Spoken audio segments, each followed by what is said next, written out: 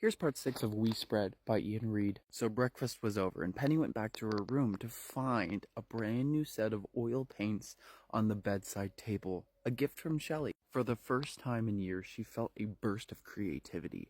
She pulled out an old canvas and began painting. But before she laid any paints on the canvas, she just stood there staring at it. 2 hours passed. When Jack came in to grab her for lunch, it was either tea time or lunch, he came in and he's like, Penny, it's time for lunch or tea or whatever. Penny just like, already? 2 hours passed? What the heck? So she went downstairs to see Shelley wearing clear plastic gloves, which for some reason that was made of note in the book. Penny thought that was weird. Boom, I'm in the woods. So once again, they all sat around the table and chatted. Ruth was chatting up a storm and was asking Penny all sorts of questions about dancing. Since that party was coming up pretty soon, Ruth asked, Penny, are you gonna dance at your party? And Penny was just like, oh, I haven't danced in so long. Takes a drag of cigarette. Dancing, I haven't heard that name in years.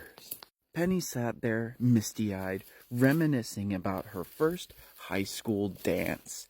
Hilbert held her hand gently as she recounted the beautiful memories of how fun that night was. Penny realized she was rambling and got shy all of a sudden, and she's like, oh, I'm sorry, no one really wants to hear about my old memories. But they're all like, yes, actually we do, because we're tired of talking to each other for the last fucking few years. Bring us some new stories, Penny. What's some crazy dream? What is something that you want to do so bad that you thought about since you were a kid? And Penny's response was actually floating, like levitating. I know it sounds weird, but like I've always wanted to just float a couple feet off the ground, weightless. I've always liked the thought of that. Hilbert chimed in and asked her leading questions beyond that, and Penny recounted and answered him, and they chatted together for quite some time, but she noticed that Shelley was growing annoyed by the two bonding and getting close. There was tension in the air, and Penny sensed it, and she shut up. And Shelley turned to Jack, and she's like, "Hey, Jack, why don't you take Penny back to her room so she can get some rest?" But there was a tone to her voice. There was an annoyance. There was a shortness. And Penny just looked at her, confused, like, already? But I've only been here for like 20 minutes. Meal isn't over yet. But she didn't fight it, and Jack took her back to her room. So as Penny got up to leave, Hilbert gently touched her hand, and he whispered, "Man, we're lucky to be here, aren't we?" And Penny was just like, "Oh, yes we are." And Shelley looked up from her plate annoyed. "What was that, Hilbert?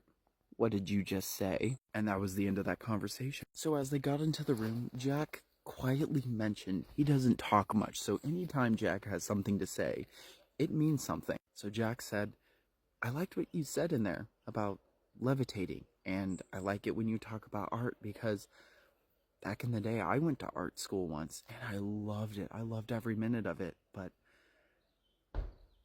I don't remember why I left. I should have stayed. And listening to you talk about art makes me miss it." Penny pitied him, and she's like, talk to me about it. I want to hear about it." But he had to leave, so he dipped out of the room pretty quick because he knew Shelley would be up there wondering what's taking him so long. So Penny just sat down in her chair and took the longest nap of her life. Hours later, Shelley woke Penny up midst her sleep to give her a shower. Penny has never been cleaned before as a grown adult, so Shelley fully washed her hair, gave her a mini spa moment, and then when they were done, it was nighttime. It was dark out. How did hours fly by so quick? And Penny went to sleep. In the middle of the night, for the first time, Penny woke up wide awake with an aggressive motivation to paint and create. So she shot up out of bed, threw out all of her paints, and she just started painting on the canvas. When she woke up the next day, She was wondering to herself, was it all a dream? I don't remember doing that. And she looked up at the easel, and it was empty. There was no canvas. Did she hide the canvas, or was it a dream?